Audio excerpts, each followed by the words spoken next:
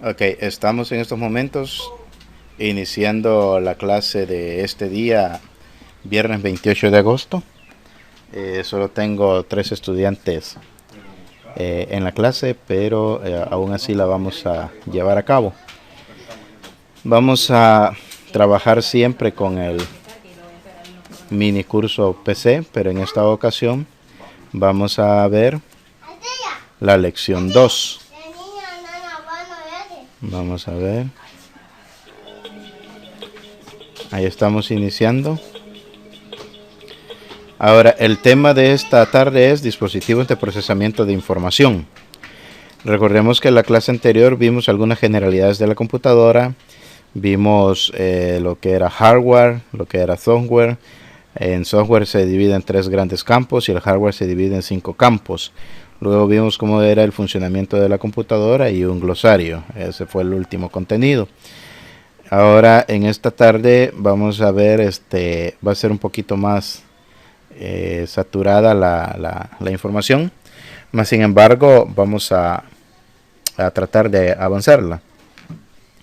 La lección 2 es dispositivos de procesamiento de información. Recordemos que entre los 5 campos o de los 5 campos importantes que componen la computadora o los 5 tipos de dispositivos, entre ellos estaban los dispositivos de procesamiento. Entonces, en esta ocasión vamos a ver más detalladamente los dispositivos de procesamiento.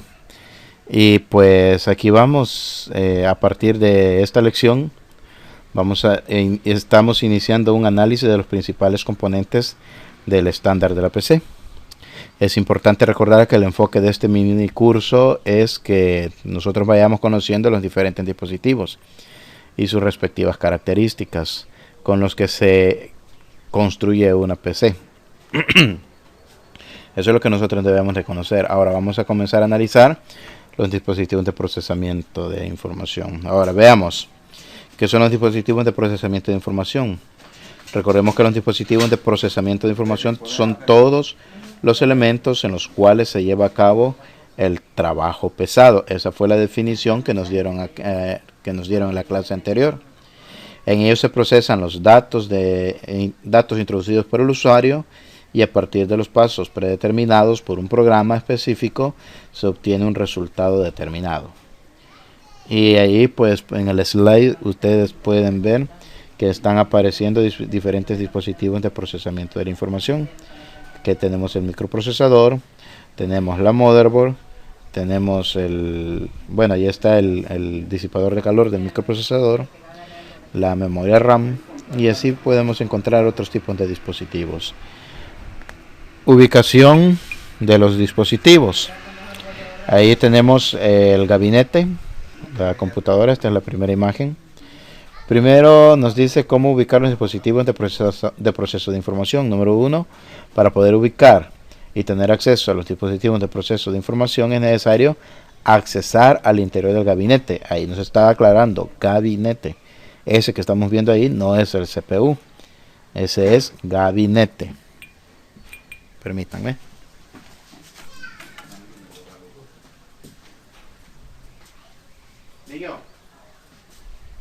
No.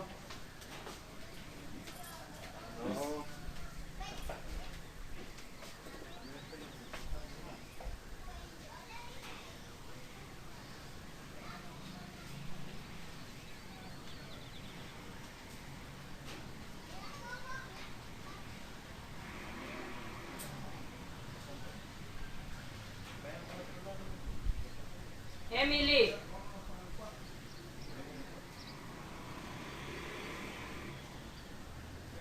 ¿Mande?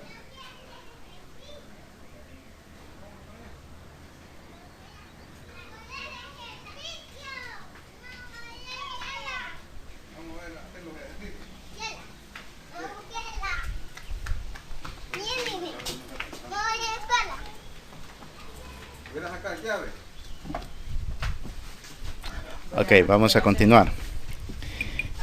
Aquí nos está diciendo que vamos a presionar la imagen para poder ir viendo. Ahí tenemos la parte interna de la computadora. Estamos hablando sobre una computadora de escritorio.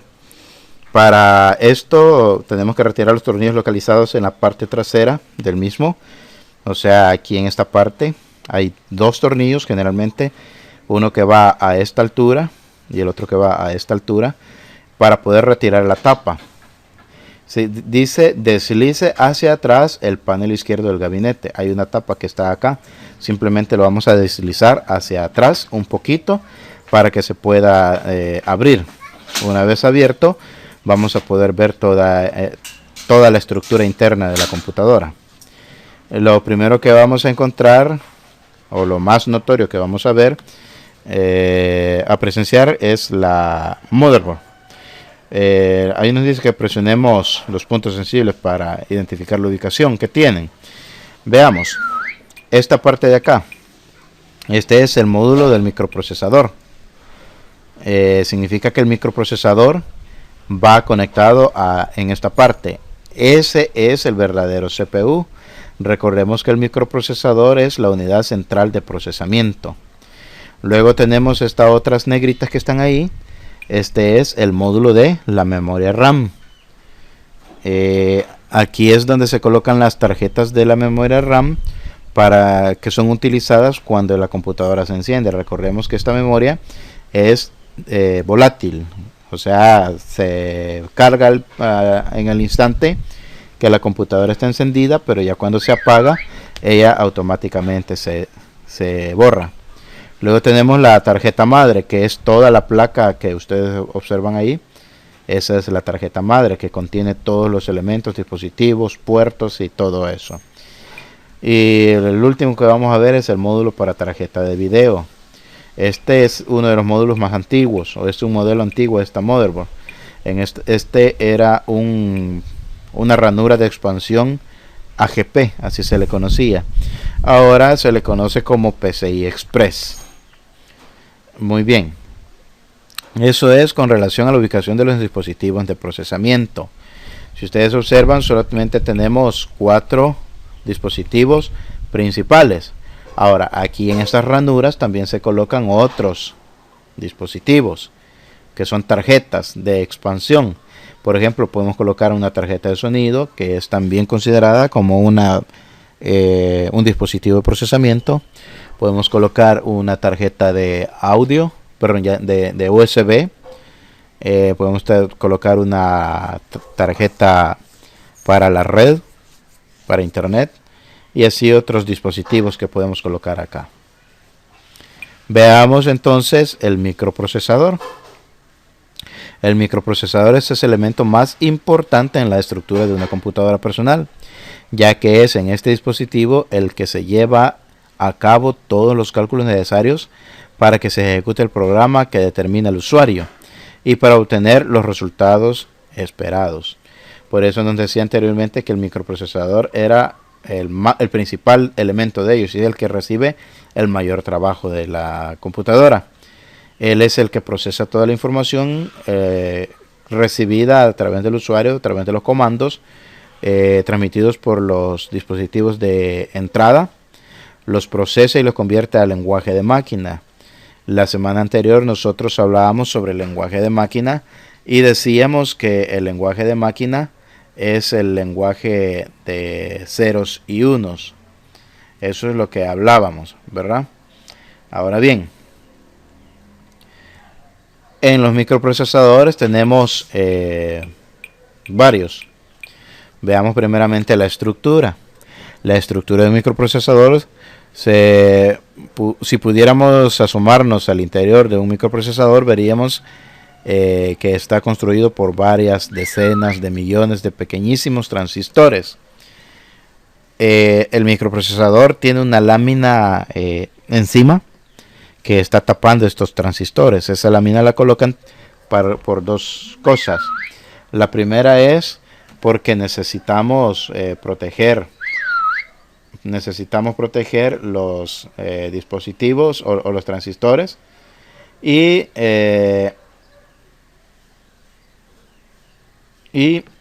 la otra es porque esa laminita que está encima recibe el aire frío del disipador y del del cooler que están encima de él para poder enfriar todos los transistores. Dice aquí, resulta sorprendente cómo se han conseguido hacer trabajar de manera conjunta todos estos millones de componentes discretos, todos con el objetivo común de resolver complejos cálculos. Veamos cada uno de ellos. El primero es el generador de reloj. Recordemos que la computadora, si ustedes son curiosos, aunque ella esté apagada, pero cuando ustedes la encienden, hay un reloj que siempre está al día y que siempre tiene la fecha y la hora correcta. ¿Quién es el encargado? Bueno, en este caso trabaja el BIOS, pero el microprocesador necesita adquirir esa información para poder trabajar de manera correcta. Porque recordemos que el microprocesador procesa información y esa tiene que ser actualizada. No podemos tener una información desactualizada. Entonces, si tenemos un programa que fue lanzado en el 2020, digamos, y de pronto nuestra computadora vino y perdió la fecha y queda para 1990, o sea, hay una enorme diferencia en tiempo, y eso va a provocar que la computadora no funcione correctamente. Por esa razón, tiene un dispositivo que se llama BIOS, y ese dispositivo mantiene viva la memoria interna de la computadora. Eso mantiene vivo también la hora y la fecha. Y el microprocesador adquiere la hora y la fecha y lo está guardando a través de este pequeño integrado. El siguiente es el controlador de memoria, que trabaja de la mano con la memoria RAM. Cuando se ejecuta una instrucción, se guarda aquí y luego es transferida a la memoria RAM. El siguiente es muestreo, alineamiento y rastreo del microcódigo. Ya estamos hablando de que introdujimos un comando a través de los dispositivos de entrada, y él se encarga de transferir o de convertir esos pulsos electrónicos en un código. En este caso, un código binario de ceros y unos para que pueda ser entendido por la computadora. Unidad de ejecución. Una vez haya recibido los códigos, aquí es esta parte la que ejecuta la información, ejecuta las instrucciones y envía las órdenes a los demás dispositivos. Carga, almacenamiento, guarda la información temporalmente para luego transmitirlos a la unidad de ejecución para ser guardados, convertidos en microcódigos, guardados en memoria para ejecutarse en la computadora. Luego tenemos unidad de punto flotante. Esta nos permite, es como la memoria RAM, que está almacenando la información de manera aleatoria, o de manera, como les dijera, no es aleatoria, sino que temporal, de manera temporal. Y este se encarga de ordenar la información adquirida o que está almacenada en el proceso. Eso lo hace en cuestión de segundos, no se tarda demasiado tiempo. Luego tenemos la caché de datos. En la caché es una memoria permanente, pero que no puede ser borrada, no puede ser modificada ni nada por el estilo. La caché tiene códigos de ejecución que los necesita la computadora para poder tener un buen funcionamiento. La unidad de bus de transferencia de datos, todos los datos se transfieren a través de esta para que sean procesados. La caché de instrucciones, esta es la caché de datos, aquí se almacenan los datos y aquí se almacenan las instrucciones que vienen directamente de la unidad de ejecución. Este ya lo vimos, que es el control de memoria, y este es el channel, el caché nivel 2. Este es el que ya se encarga de procesar toda la información y ejecutarla. En los microprocesadores vamos a encontrar diferentes tipos. Por ejemplo, el AMD, está este microprocesador, el Duron. El microprocesador Duron es el más básico de la línea AMD. Obviamente estos microprocesadores ya fueron sustituidos por otro. Este era uno de los más actualizados, el Atom XP, es el microprocesador líder de AMD, era el más actualizado de esa empresa. Aquí tenemos el puro Atom MP de AMD. Luego fueron apareciendo los microprocesadores de 64 bits que fueron trabajando de forma más adecuada, más potentes, más ligeros, más rápido para el funcionamiento adecuado de una computadora de hogar. Y el Opteron, tercer microprocesador de 64 bits de AMD, especialmente dedicado al segmento de los servidores empresariales. Estamos hablando de que se utiliza para los servidores de datos, digamos para la transferencia de datos en internet. Luego está el otro microprocesador, el VIA, que es un microprocesador un poquito más rápido que el AMD. Esta empresa produce los microprocesadores que antes pertenecían a la marca Cyrix. El único micro que tiene a la venta es el C3, que es el más lento de todos los anteriores. Estos ya no aparecen porque ya fueron desfasados. Después apareció el Intel, y el Intel pues ha tenido una enorme gama, tanto así que hasta la fecha el mejor microprocesador que ha surgido es el microprocesador Intel. Por ejemplo, aquí tenemos el Pentium 4, que en su momento, ahí por el año 98-99, era de los mejores microprocesadores y los más rápidos. Este es un Intel Celeron, fue el primer procesador que lanzó esta empresa de Intel. Luego surgió el Pentium 4, este es el de la primera gama. Luego otra versión, el Pentium 4 HT. Y luego surgió este otro Pentium 4 ya Intel Inside, ya mucho más mejorado. Este era dedicado a los sistemas caseros, dice. De hecho, yo trabajé con una máquina Pentium 4 por varios años y me trabajó de una manera excelente. Este es el Xeon, microprocesador diseñado para los segmentos de los servidores empresariales, enfocado a servidores de red. Y este es el el Itanium, microprocesador de 64 bits de Intel, que por el momento tan solo se comercializa en sistemas empresariales de muy alto nivel. Era el microprocesador más rápido en ese entonces. La característica de este microprocesador es que es integrado a la tarjeta madre. Este no lo podíamos quitar, sino que estaba soldado a él, a diferencia de los otros microprocesadores, que esos se podían retirar de la tarjeta madre. Bueno, ahí está ya un pequeño recorrido de los diferentes tipos de microprocesadores que existieron en ese momento.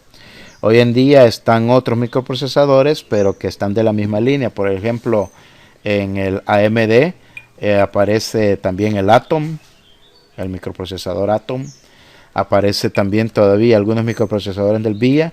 Y de Intel han evolucionado hasta el Core, el Dual Core, el Core 2 Duo, el Intel i7, el i5, el i3. Todos esos han ido evolucionando progresivamente. ¿Cómo utilizar un microprocesador? Primeramente debemos de ver la compatibilidad. Independientemente de que en las siguientes lecciones explicaremos cómo ensamblar una computadora desde la elección de sus componentes, queremos comentar algunos consejos para la actualización de un microprocesador, por si queremos llegar a tener la necesidad de prestar este servicio. Cuando nosotros vamos a trabajar con un microprocesador, no solamente vamos a ir y comprar y ya se lo vamos a instalar, no. Hay características que deben de tomar en cuenta a la hora de comprar o actualizar una computadora con un microprocesador. Lo primero que debemos de tener presente es, antes de sustituir un microprocesador, es que no todos son intercambiables en nuestros días. Hay que tener mucho cuidado en el momento de elegir un circuito más moderno, por lo que debemos considerar una serie de características críticas entre los elementos lógicos y físicos. Por ejemplo, el primer elemento que debemos de tomar en cuenta es el zócalo. El zócalo de conexión para las diversas marcas y modelos de microprocesadores tienen diferentes lógica y física que impide el intercambio de estos dispositivos. ¿Por qué razón? El zócalo tiene una serie de orificios donde entran los pines del microprocesador y en algunos casos tienen algunas características como por ejemplo este que le hace falta un pin. En ocasiones trae dos lados donde le hace, o dos esquinas donde le hace falta un pin, ¿ya? Si ese microprocesador tiene esos pines de más, entonces no queda en este zócalo. Una ocasión me dijo un amigo, hey, ¿y por qué no simplemente lo cortas? O sea, si el zócalo no utiliza ese pin, es porque no lo necesita. Pero al hacer eso estamos quitándole alguna función al microprocesador. O sea, cada microprocesador tiene su propio zócalo. Y ese zócalo a veces se maneja a través de un número de serie que está acá. Ese número de serie tiene que congeniar con el microprocesador que vayamos a conectar. O sea, yo no puedo venir y tener una Pentium 4 y la quiero actualizar a una i7. No se puede. Porque hay un montón de características muy, pero muy diferentes que evita que yo pueda actualizarlo. Luego el otro aspecto que vamos a considerar es la tarjeta madre. Ahí nos está diciendo la máxima velocidad de trabajo de la tarjeta madre. Toda tarjeta madre posee un reloj digital que sirve como base para calcular la velocidad del microprocesador. Lo que yo les decía, hay un reloj interno que mantiene vivo la fecha y la hora en el sistema. Eso se mantiene vivo a través del BIOS, es el que tiene esa programación, pero se mantiene vivo a través de esta como que fuese una pastilla, que es una batería. Esta es una CR2032, es la serie de la batería adecuada para las computadoras. Una ocasión a mi computadora se le gastó esta y anduve buscando de tienda en tienda la CR2032 y solo encontré la CR2029. Sí, CR2029, que es para las tablets. Entonces me dijo la señora, es lo mismo, porque hace la misma función que en la tablet. Yo le creí, la compré, por cierto me costó $5 en ese entonces. Pero cuando yo la coloqué, la batería solo duró un mes, cuando generalmente tienen una durabilidad entre 2 a 4 años. Lo recomendable es que esta batería se cambie cada 2 años. Del problema cuando no se cambia es donde nosotros comenzamos a ver que la computadora pierde la fecha, pierde la hora, se desactualiza y todo eso. Entonces, si se ocurre eso, la falla está en la batería. Tenemos que sustituir la batería por la misma serie, no por otra, sino que por la misma, ya que ella es la que mantiene viva la memoria interna, que es el BIOS. Ahora bien, cuando vamos a conectar otro microprocesador, tenemos que ver que esté en acorde al chip del BIOS, o sea, la programación. Aquí nos está diciendo, conforme el microprocesador sea más veloz, requerirá de placas base con un reloj de mayor frecuencia. O sea, si este es de baja capacidad, si le colocamos una, por decirlo así, una i7, no va a ser compatible con él, porque la i7 es mucho más veloz que la memoria interna que tiene el BIOS. Entonces, es el segundo factor que debemos de tomar en cuenta. El primer factor es el zócalo de conexión. El segundo factor es la velocidad del trabajo. Y el tercer factor sería la BIOS. BIOS compatible. Cuando estudiemos el BIOS veremos su importancia para la comunicación entre el hardware y el software del sistema. Si el BIOS no está preparado para soportar el nuevo microprocesador, las actualizaciones serán imposibles, ¿sí? O sea, el BIOS tiene que estar también. Si vamos a actualizar microprocesador, tenemos que actualizar BIOS, pero se da una situación. Cada motherboard tiene un BIOS específico. Entonces no podemos actualizar un BIOS así por así. Que yo encontré un BIOS de una para una i7 y se lo voy a poner para una Intel Celeron, no se puede hacer eso. Porque para comenzar el tamaño cambia, los pines cambian, la velocidad cambia. Entonces si vamos a actualizar microprocesador, tenemos que actualizar motherboard también. El cuarto factor es la fuente de poder. La capacidad de la fuente de poder de los microprocesadores modernos consumen mucha energía. Para trabajar a su máxima potencia, algunos requieren de más de 50 amperios de corriente.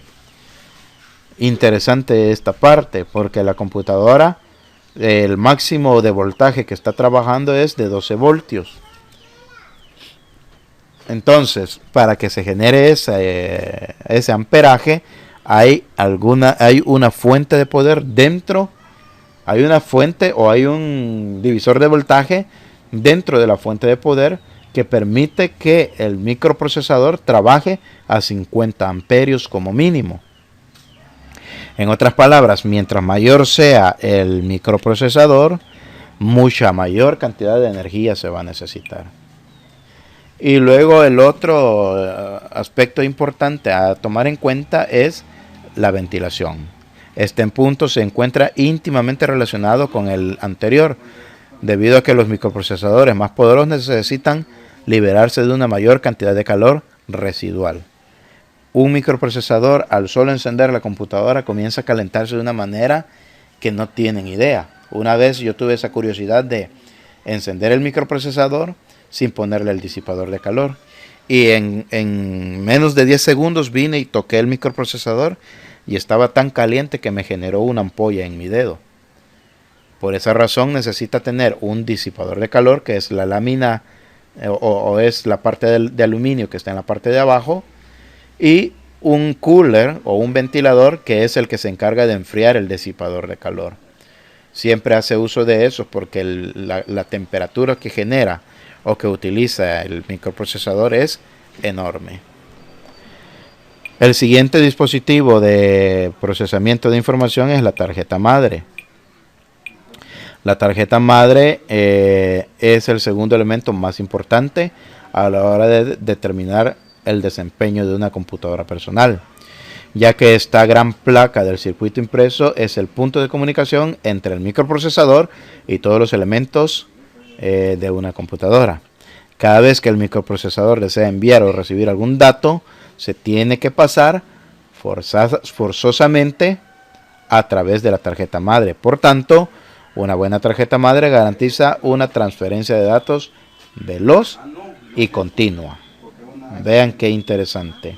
O sea, mientras mayor sea el microprocesador, mayor tiene que ser la tarjeta madre también. ¿Sí? Ahora veamos. Estos son los elementos que se pueden conectar en la tarjeta madre. El teclado, la memoria RAM, el impresor es de salida. Bueno, nos está diciendo los tipos de dispositivos que utiliza. Permítame. ¿Qué pasó? ¿Ah? No. Ok. Tengo los dispositivos de entrada. Ahí nos está indicando con la flecha. Dispositivos de entrada. Este es dispositivo de procesamiento de información. Vean que cumple con dos funciones. Introduce información y saca información. Este es un dispositivo de salida. Sirve solamente para salir información. Este es dispositivo, si no me equivoco, es como que fuera un módem. Bueno, este tendría que ser mixto, porque debería de cumplir con estas funciones, sacar y meter información a la computadora. Luego tenemos la cámara web o la webcam, es un dispositivo de entrada. La tarjeta de video, dispositivo de salida, que es también un dispositivo de procesamiento de información, pero saca información de la computadora. Y el mouse tendría que ser un dispositivo de entrada. Ahí está mal la flechita, porque tendría que ser hacia adentro, porque ese introduce la información. Ahora bien, estructura. La estructura de la tarjeta madre es un módulo base al que se interconectan otros módulos para formar un sistema mayor, capaz de cumplir funciones que cada parte por sí sola no puede realizar. Veamos algunas de las funciones de la tarjeta madre. Los primeros son las ranuras PCI. Cuando nosotros abramos una computadora y veamos estas ranuras, en las actuales computadoras pueden venir solamente dos o una ranura de color blanco. Entonces estamos hablando de una ranura PCI. Esta de acá, que es la ranura AGP, esa ya no sale. Ya no estamos utilizándola. En lugar de ella, en la misma posición y del mismo tamaño, vamos a encontrar la PCI Express. Este es el chipset. En la computadora hay dos dispositivos que vamos a conocerlos, que es el puerto norte y el puerto sur. El puerto norte es encargado de todos los permítanme. Bueno, el puerto norte es el encargado de controlar todos los puertos, ¿sí? Si este se daña, dejan de funcionar todos los puertos. Y el puerto sur se encarga del trabajo con las memorias y las ranuras de expansión. Este es conocido más como chipset. Luego tenemos el BIOS. Es la que nosotros también vamos a conocer como memoria ROM, memoria de solo lectura.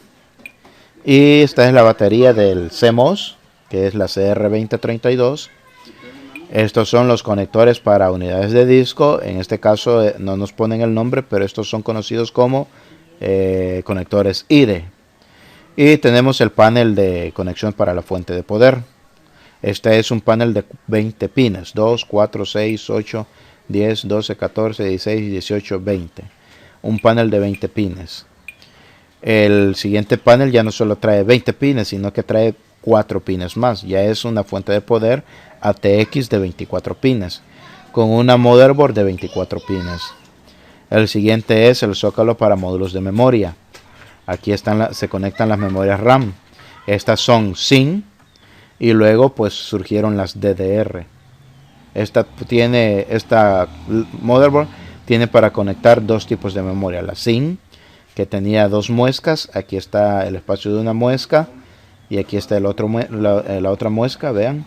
Significa que en la memoria RAM habían dos orificios a lo largo de los pines de ella. Y la memoria DDR solo tiene para una muesca, que esta es una DDR1, ya que lo tiene aproximadamente en el centro. Conforme fueron actualizándose las memorias, esta muesca se fue moviendo un poquito más hasta la última, que está más o menos ubicada por acá, que es la DDR3. Este es el zócalo para el microprocesador. Aquí es donde se conecta el verdadero CPU que nosotros conocemos. Y estos son los puertos de entrada y salida de datos, donde conectamos el mouse, el teclado, el monitor, las bocinas, el impresor, etc.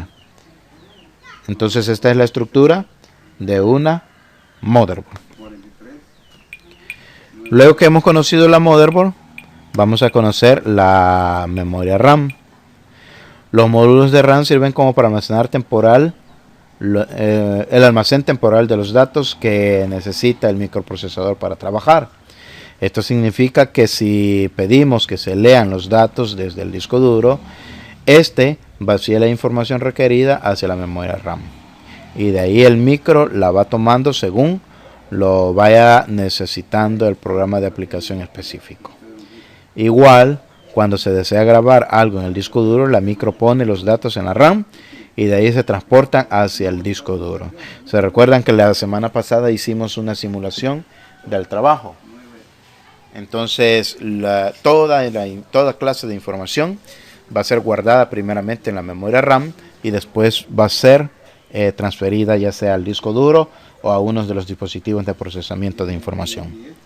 Junto al microprocesador encontramos entre 2 a 4 ranuras alargadas que sirven para instalar los módulos de memoria RAM en nuestro sistema.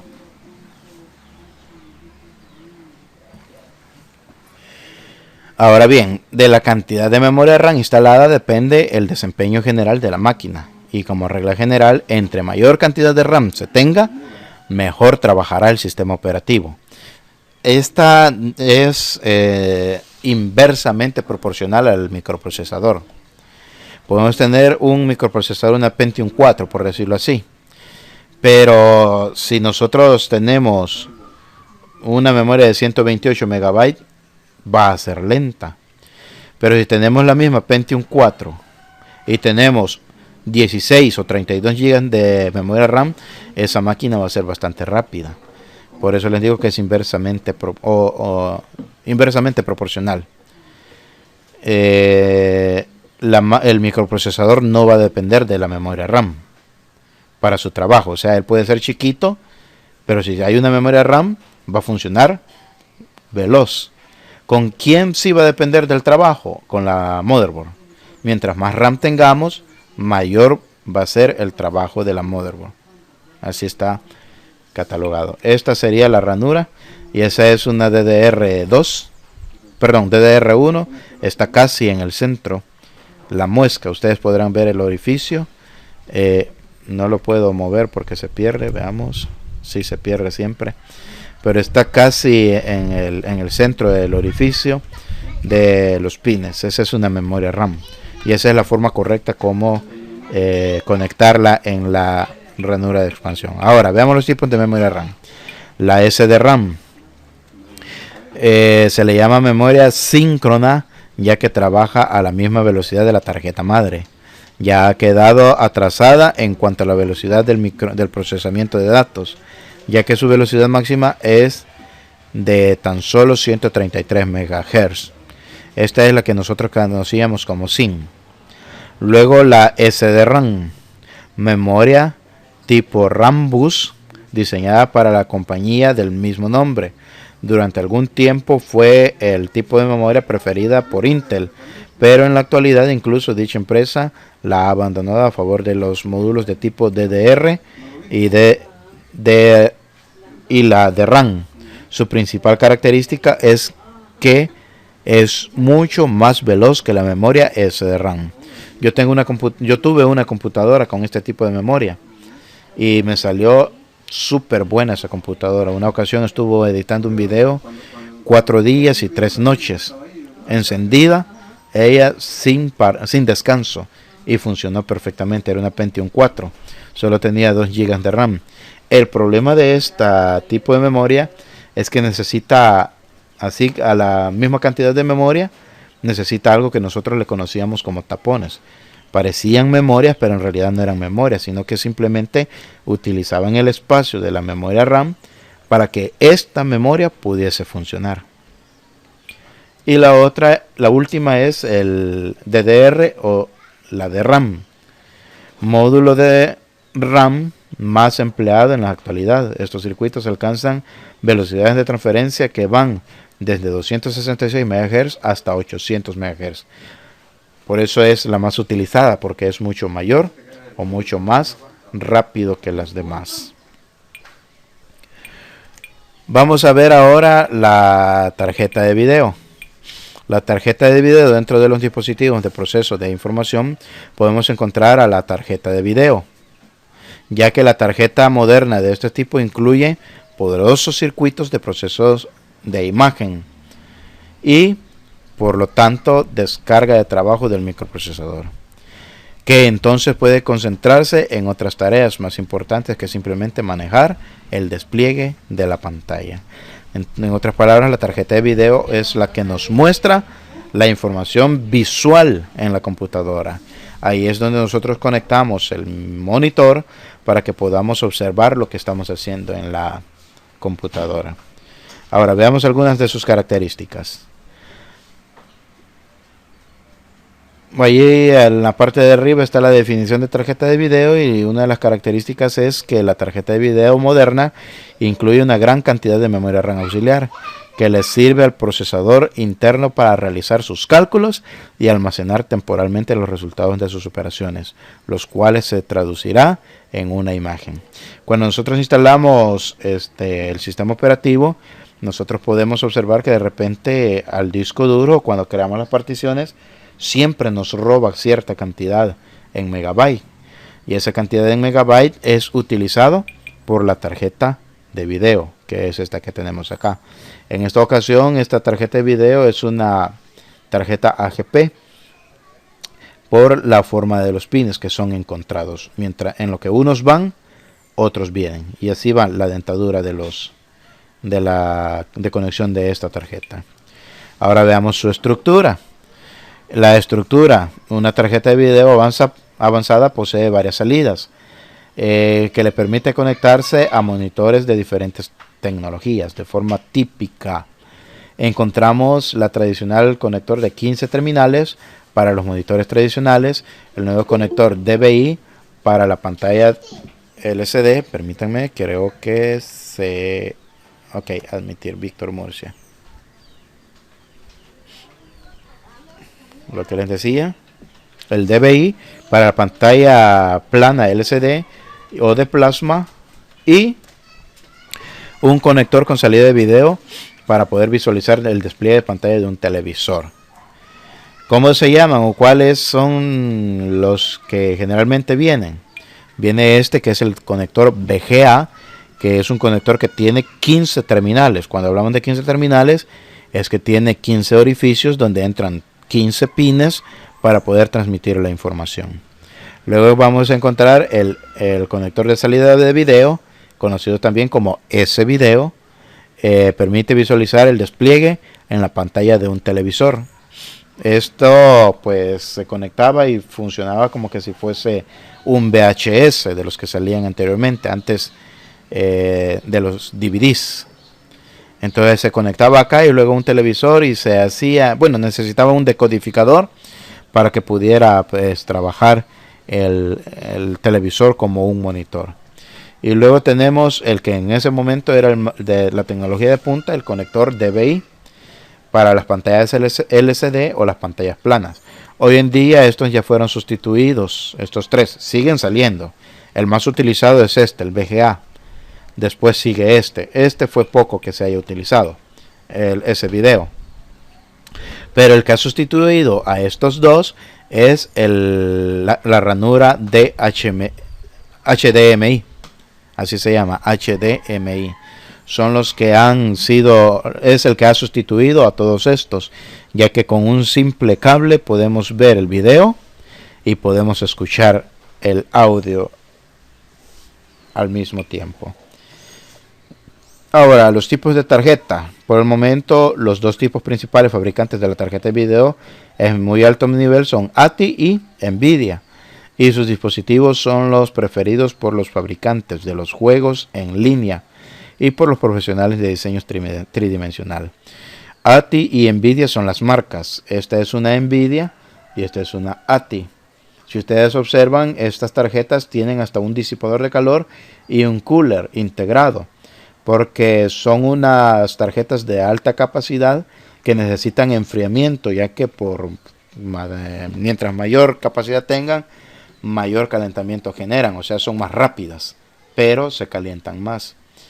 En ese momento pues salieron dos tipos de tarjeta, la PCI y la AGP, pero todas estas han sido desplazadas por la PCI Express.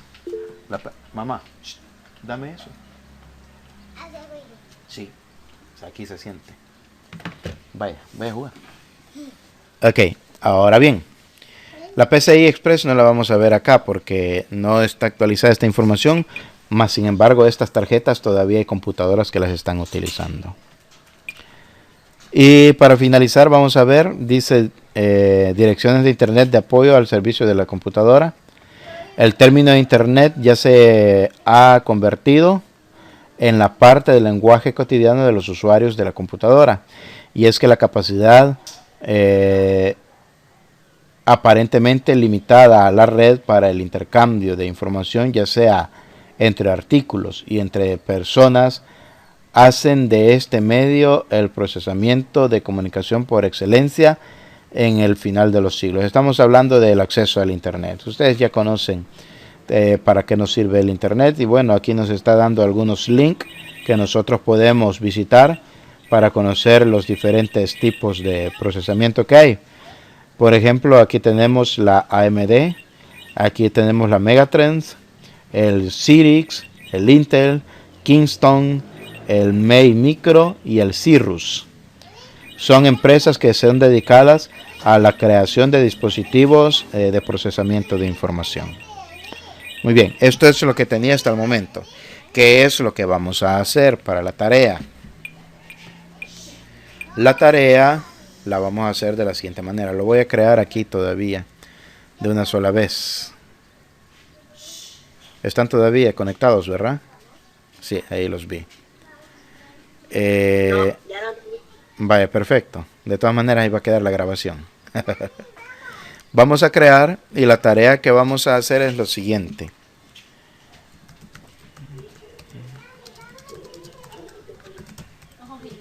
Los dispositivos de la computadora. En los dispositivos de la computadora vamos a colocarle ahí investigar.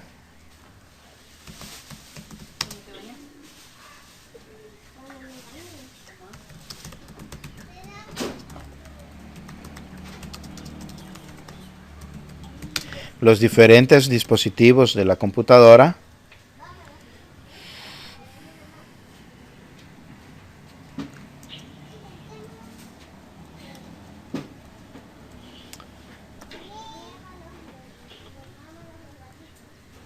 Que se conocen. Número 1. Dispositivos de entrada de datos. 2. Dispositivos de salida de datos. 3. Dispositivos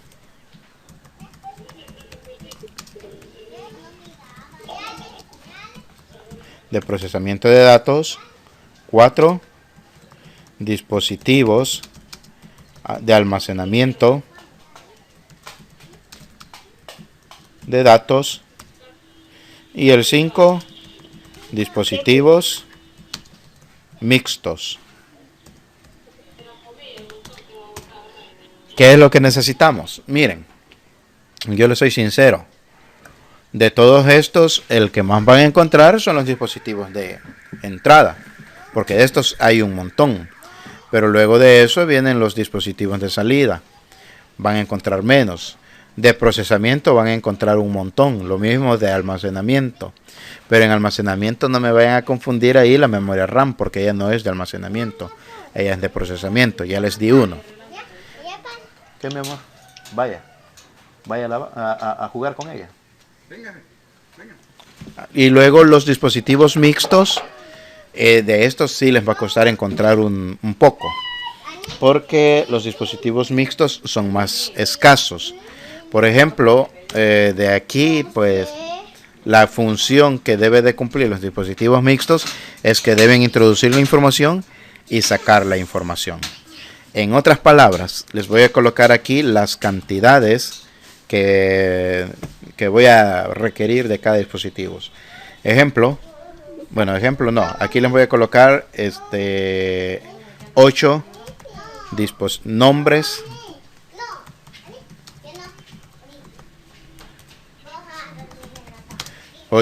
de dispositivos. Acá vamos a requerir 6 nombres de dispositivos. 6 nombres. De procesamiento de información voy a requerir 6 nombres. Bueno, no le voy a poner nombres porque no es solo eso lo que van a investigar. Van a ser 8 dispositivos, 6 dispositivos, 6 dispositivos.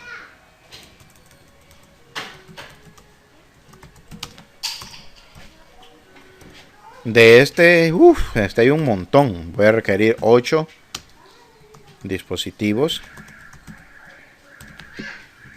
Y de este solamente voy a solicitar 4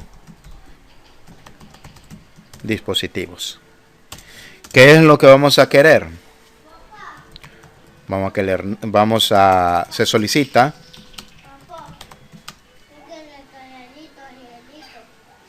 Vaya, recoja los tapones.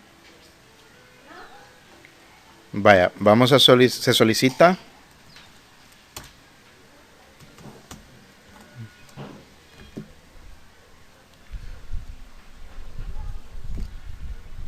lo siguiente. Número 1, nombre del dispositivo. 2, función del dispositivo. 3, imagen del dispositivo. Eso es lo que tiene que venir de cada uno de los dispositivos. O sea, de los 8 dispositivos de entrada, digamos, selecciona el primero, ratón. ¿Cuál es el nombre? Ratón o mouse. Función, introducir información a la computadora a través de movimientos desde la plataforma o mesa. Y luego la imagen del dispositivo. Luego el siguiente y el siguiente. Primero, así como están en orden, así me los van a mandar.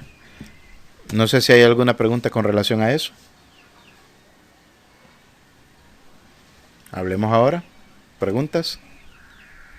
¿O será que solo se quedaron ahí mientras yo estaba dando la clase, ustedes chateando, diciendo un montón de cosas, no pusieron atención a la clase y luego de eso pues se retiraron a tomarse un cafecito, a despabilar un rato?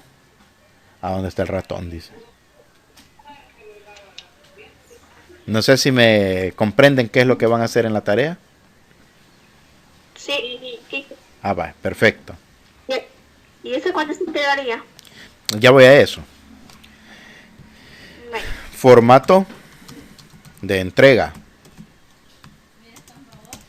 El formato de entrega va a ser el siguiente.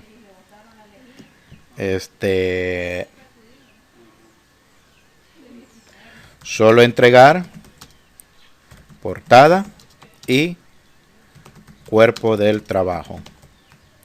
Significa que no índice, no objetivos, no introducción, no conclusiones. Eso es lo que significa, ¿sí? O sea, les estoy facilitando eso. La portada, el modelo proporcionado en las tareas anteriores. Ese modelo es el que solicito. ¿De acuerdo? Fecha de entrega. La fecha de entrega, bueno, vamos a modificar aquí. Esta va a ser en base a 10. La fecha de entrega la vamos a dejar mañana, perdón. Hoy es 28. Mañana es 29. El otro viernes, ¿cuánto estaremos? Va a ser 4. Pero como lo hacemos un día antes, entonces la van a entregar jueves 3.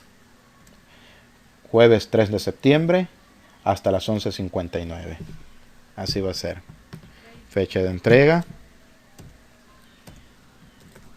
Jueves 3 de septiembre. Mes de la independencia, damas y caballeros. Hasta las 11:59 de la noche. Y voy a colocar una nota aquí. Entregas después de la fecha tendrán un descuento, para que no ocurra nuevamente lo que ha ocurrido con esta, que hay 8 personas que aún no han entregado. Así que así quedaríamos. Vamos a ver aquí. Vamos a colocar el tema. Y no sé si hay alguna pregunta, alguna observación antes de crear la tarea.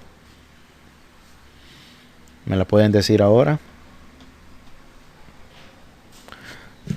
Voy a compartir la clase también, eso se me escapaba. Voy a colocar aquí, comparto la clase de este día. Solamente para que ustedes la tengan, no para que la van a copiar, que la van a utilizar, no. Pero para los exámenes sí lo vamos a utilizar. La vamos a colocar acá, subir, buscar. Esperemos. Aquí lo tengo, creo. Sí, aquí está. Entonces no hay necesidad de buscarlo. Aquí está, lección 2. La vamos a arrastrar y la vamos a colocar acá. Les recuerdo, yo ya anduve buscando por internet para poderlo ver en el teléfono, pero no se puede. Solo se puede ver desde una computadora. Pero para que puedan pues estudiarlo, pues ahí está. Les voy a subir el video para que lo puedan estudiar. ¿Sí? Ahí está ya la lección subida para que los que la quieran descargar. Voy a poner aquí la facultad para que lo puedan descargar. ¿Sí? Y después de eso, pues, de aquí, de estas clases voy a sacar el examen. ¿Preguntas? ¿Dudas? ¿Quejas? Hablen ahora o callen para siempre. Ustedes me indican.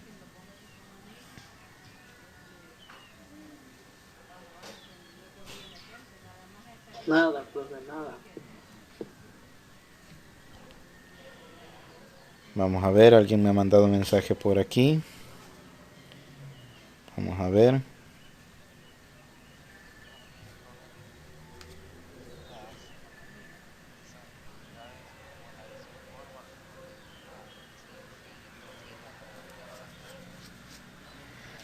Eso lo vamos a ver después.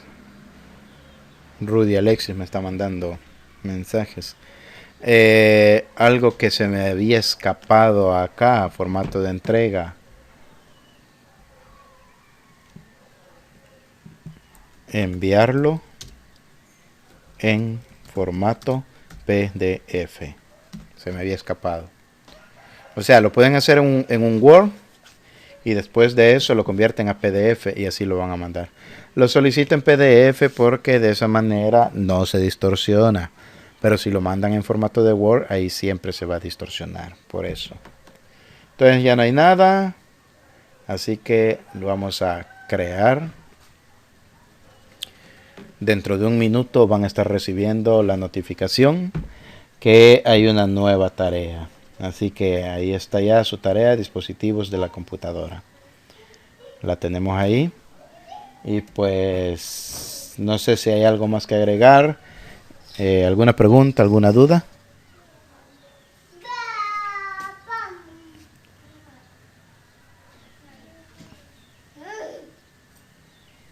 ¿Alguna duda?